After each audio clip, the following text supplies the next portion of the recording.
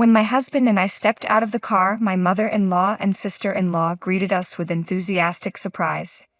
"Hey Paul, what's with this car? It's amazing," they exclaimed.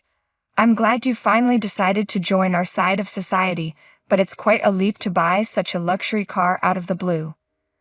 My husband chuckled and responded, "This isn't my car. It's Jasmine's father's." "What?" my mother-in-law and sister-in-law gasped in unison. As my parents emerged from the car, my in-laws were taken aback by their attire. They were dressed in expensive-looking suits that seemed familiar. "Why are Jasmine's parents dressed in such high-end brands?" they wondered aloud. "I'm Jasmine, a 28-year-old office worker, and I married my husband Paul last year. Paul has always been kind and attentive to me. I was thrilled to marry him, as we share household chores equally since we both work. Paul has lived alone for a long time and is excellent at managing the house. In fact, he's an even better cook than I am, depending on the dish. We support each other and enjoy a very happy life together." However, our blissful married life hasn't been without challenges. My in-laws often get in the way of our happiness. They seem to assume I'm poor and have taken to bullying me. Suspect their assumptions stemmed from our pre-marriage dinner party, where we introduced our families. My in-laws, consisting of my father-in-law, mother-in-law, sister-in-law, and husband, are a family of 4. My father-in-law, a former banker, was quite wealthy, and everything he wore was branded, which they seemed to believe was a marker of status.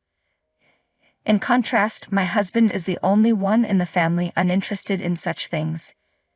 He often buys second-hand clothes online and wears them until they seem like they're worth more than the original price.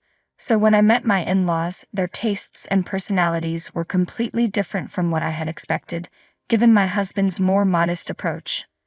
I even began to wonder if my husband might have been adopted. It seemed that his long period of living alone was due to his differing values from the rest of his family.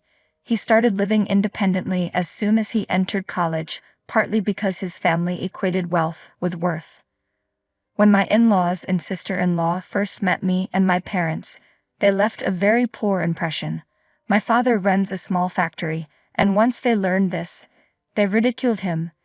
They seemed to believe that because my father's factory wasn't a well-known brand, it must be insignificant and surely poor. They dismissed him outright, implying that a major bank would never offer him a loan. Despite this being our first meeting, their dismissive attitude made me question their character. I would have been furious if Paul hadn't apologized to me beforehand. Paul had already briefed my parents on the situation, so they remained calm even as my in-laws made derogatory remarks about us. It's true that we run a small business, but we manage to keep it going and pay our employees' salaries. My father's company may not be large, but we take pride in our work. When they inquired about my brother, they learned he wasn't available as he was working. They asked if he was on a business trip or working for a reputable company. My father mentioned that my brother works for our family business, which elicited a round of laughter from my in-laws. "So it's a family business?" they mocked. "A family that can't even take a day off must not be running things very well." They continued to make disparaging comments about my family, despite Paul's repeated attempts to shut them down. Eventually, Paul had to end the gathering to stop the abuse. This experience left me with a very negative view of my in-laws. They mocked my family and showed little respect. Despite this, my love for my husband was stronger than any objections. I chose to marry him, despite the challenges and prejudices from his family. As long as I stayed out of my in-laws' way, my husband and I could live peacefully and happily. In fact, Paul shared my frustration with his family's attitude and avoided them as much as possible. We only visited them when absolutely necessary. However, about a year after we got married, it seemed they grew weary of our absence. They began pushing us to interact with them more. My mother-in-law and sister-in-law started coming over frequently, often voicing their grievances and criticisms. "Paul never comes home," they complained.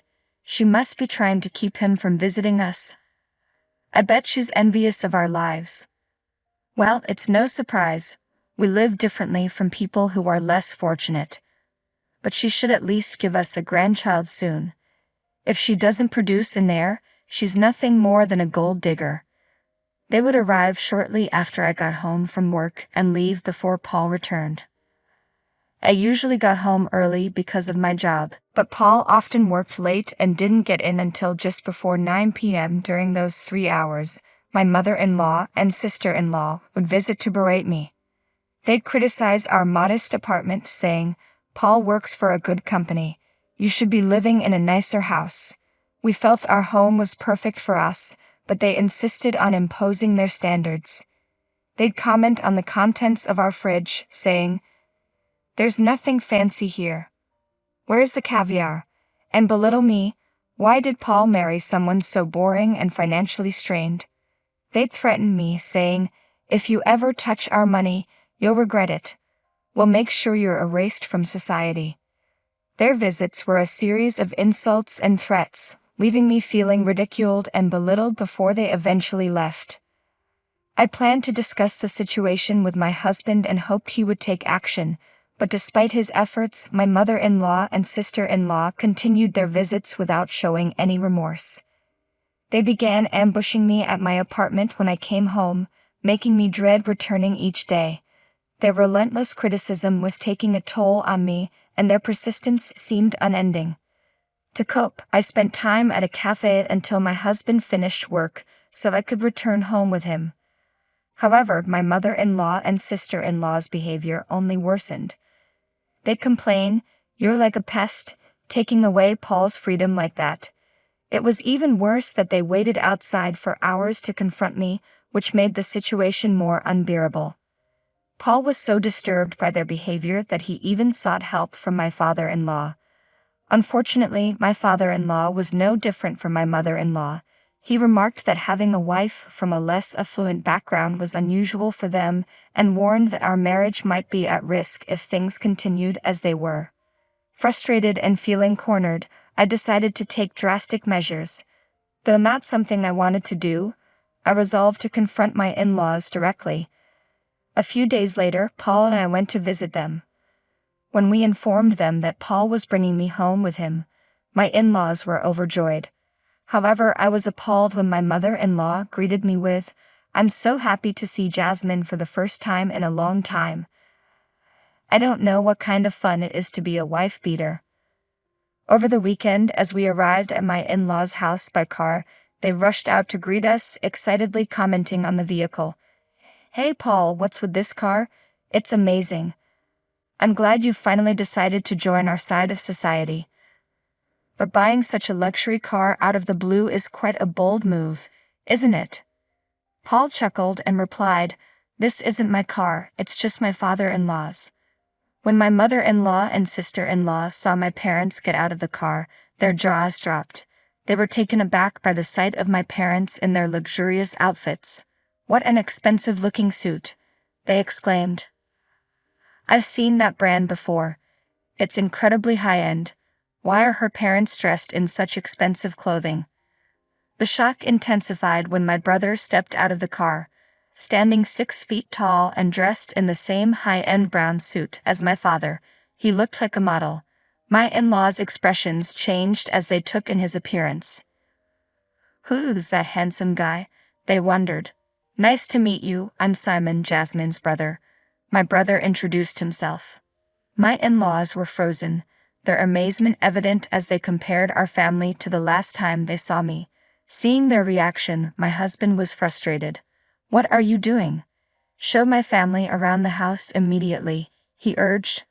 My mother-in-law and sister-in-law scrambled to accommodate us, hurriedly inviting my family inside. They ushered us into the living room and said, "We'll prepare tea for you right away." Their attitude had completely flipped. They were now intensely curious about my family. "How are you able to afford such luxury items?" they asked, clearly baffled. It was evident they were quick to change their tune based on appearances. My father responded, "My factory may be small, but the parts we produce are unique. We receive orders from major Japanese and international companies." His answer visibly unsettled my in-laws. turning their faces pale. My mother-in-law and sister-in-law suddenly became quite cordial towards me, while my father-in-law remained silent throughout. My sister-in-law, now very interested in my brother, engaged him in conversation. "So, what kind of work do you do at your father's company?" she'd asked. "I've always excelled in English and currently manage business meetings with overseas companies, which means I spend about half of the year abroad." "That's impressive," my sister-in-law said. "Are you single, Simon?" "No, I'm married," my brother replied. "That's too bad," she continued. "I think I'd be a better match for you than your wife. What do you say we go out for dinner sometime?" Her boldness was astonishing, and despite being taken aback, couldn't help but admire her audacity. However, I was determined to put her in her place immediately. My brother looked at me and gave a slight nod. He then addressed my sister-in-law. "Are you kidding me? You think you're a better match for me than my wife? My wife is a former model, highly educated, and the daughter of a president of a well-known company. No matter how you look at it, you're not in her league." He added, "It's funny how some wealthy people misunderstand their own worth, isn't it? I won't say anything bad about you, but you should know your place and stick to what's appropriate." His words struck home, leaving my sister-in-law visibly shaken and speechless. She seemed on the verge of fainting from the shock. Finally, my father turned to address the situation with the rest of the family. "I don't care about the wealth of other families. While money is important, it's not the sole measure of a person's worth. We should focus on being human and not let our lives be consumed by material wealth." "I'm sorry for how we were today," my father said, bowing in apology. My in-laws were visibly stunned and quickly backed off. Since then, they've never tried to bully me again. In fact, they now regularly reach out to flatter me, which can be a bit overwhelming. Neither my parents nor my brother are the type to flaunt their wealth or wear luxury brands. They supported my plan this time, but it's not their usual style. My father prefers to wear a well-worn suit, regardless of its cost, and has no interest in high-end fashion. My brother is kind and never mocks others, which is why his father-in-law holds him in high regard. In fact, he's even asked my brother to consider taking over the family business, believing he would be a better heir than his eldest son. I'm sorry for putting my family in an unfamiliar and uncomfortable situation. Everyone was exhausted by the time we got home. Thankfully, I was able to return to a peaceful married life with my husband. Since then, I haven't visited my in-laws, though my husband makes the trip to see them during Thanksgiving and Christmas. After that event, they seem to change. They no longer flaunt their wealth as they once did. It's possible they've lost their confidence, or perhaps they've genuinely repented. My husband even says he feels more at ease with them now. While I can't be certain they won't revert to their old ways, I'm grateful that the issue has been resolved.